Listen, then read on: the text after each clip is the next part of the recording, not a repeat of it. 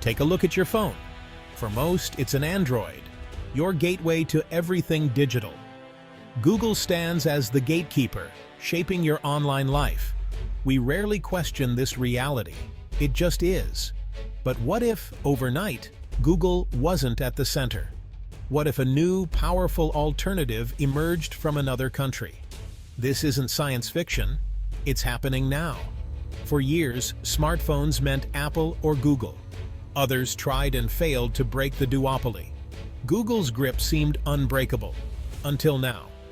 Today's story is about Huawei, once Google's top Android partner, now its greatest threat. This isn't just a tech rivalry, it's a geopolitical drama unfolding in your pocket. The question isn't if Google's dominance can be challenged, but what happens when it is. We're witnessing a shift in global power, the rise of a new digital ecosystem, and the start of a fragmented internet. This is about digital sovereignty, choice, and control. And it all began with a seismic event that forced Huawei to fight for survival. The war for the future of your phone has begun. To grasp this moment, you need to understand Google's empire. Android isn't just software, it's the backbone of billions of devices. Google sold us the dream of open source, but the reality is different. The open version, AOSP, is bare bones. No Play Store, no Maps, no Gmail. The real magic is in Google Mobile Services, a proprietary package you can't get without playing by Google's rules. Manufacturers get a free OS, but must pre-install Google's apps and make Google Search the default. This is the velvet cage, freedom in name, but not in practice.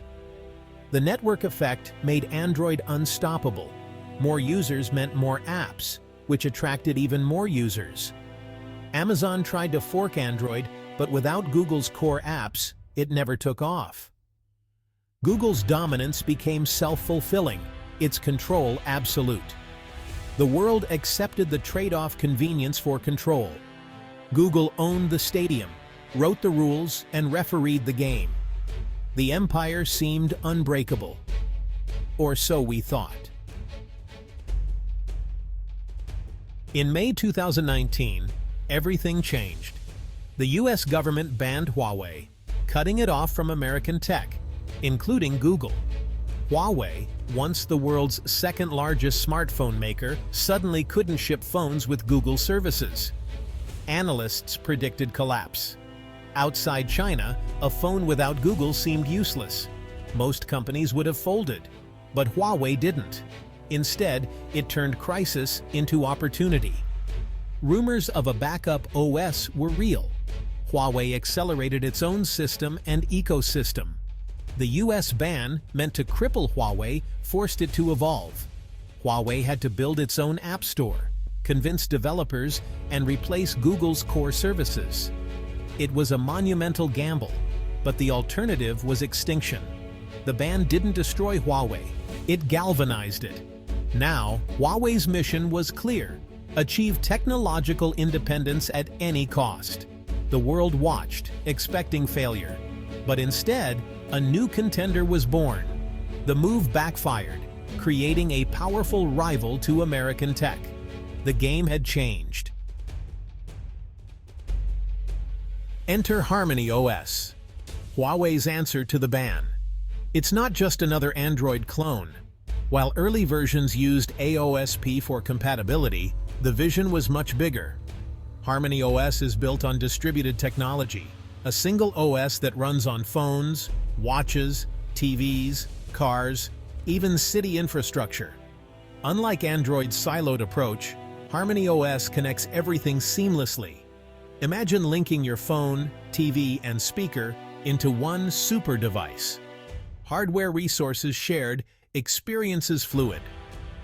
This isn't just screen mirroring, it's true device integration.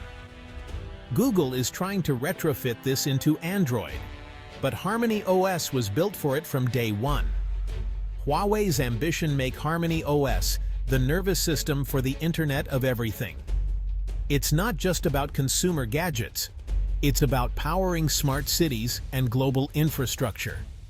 The scale dwarfs Google's ecosystem. HarmonyOS is more than a phone OS. It's a blueprint for the future. The stakes are enormous, and the world is watching. For a while, HarmonyOS relied on Android compatibility to bridge the app gap. Critics called it a reskinned Android, but that was just a stepping stone. Now comes HarmonyOS next, the true break. No more Android compatibility. No Android apps, period. Developers must build native HarmonyOS apps using Huawei's own tools. Huawei is investing billions to help top developers migrate. The goal: launch HarmonyOS next with thousands of native apps, fully independent from Google.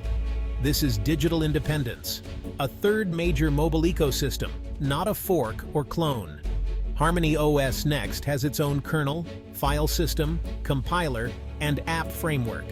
The training wheels are off. If Huawei succeeds, it proves a mobile platform can thrive without Google. For Google, that's a terrifying prospect. The duopoly is over. The world has a new player. HarmonyOS is already a force in China, surpassing iOS in market share. But the real question: what happens when it spreads beyond China?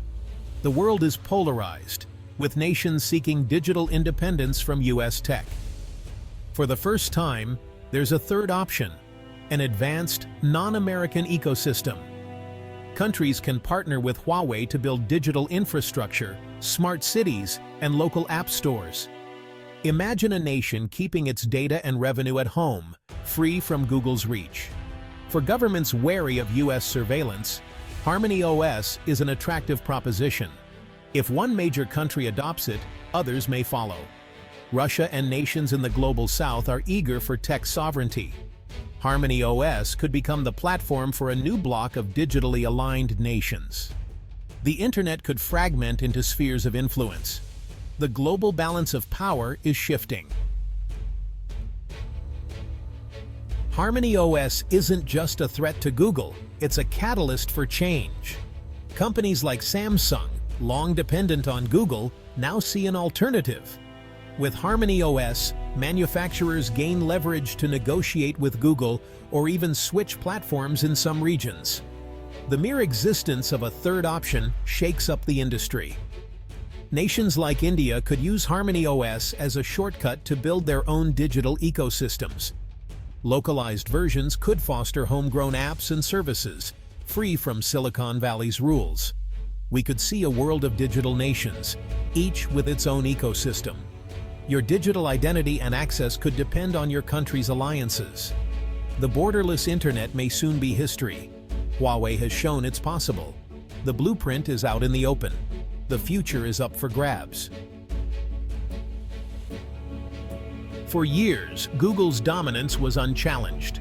Android fed its data-driven empire. But what happens when that data stream dries up? HarmonyOS threatens Google not by conquering the US, but by eroding its dominance elsewhere. Every country that adopts HarmonyOS is a market Google loses. It loses the App Store, default search, mapping, and, most crucially, user data. The loss of even a few major markets could be catastrophic. HarmonyOS isn't just an OS. It's a parallel universe with its own services. Google would have to compete as just another app developer, not the default. The power dynamic flips. Google could find itself on the outside, begging for access. Its invisible infrastructure becomes visible and optional. The panic is real in Mountain View. The empire's walls are cracking. The world is watching to see if they hold. We're at a crossroads. One path keeps the Google-Apple duopoly. The other leads to a fragmented, splintered internet. Digital borders could become as real as physical ones. This is the new Cold War, fought with code and chips, not tanks. Does HarmonyOS bring more choice, or just swap one master for another? More competition could mean innovation, but also new walled gardens and incompatibilities. A fragmented digital world could fuel geopolitical tensions and make cyber attacks even more dangerous. The technology meant to unite us could become a battlefield. The stakes are high, and users are caught in the middle. The rise of HarmonyOS is a testament to human ingenuity and a Pandora's box of new challenges. Will we see liberation from monopoly or digital balkanization? One thing is certain: the old world is gone. The tech war is here, and it will define the century.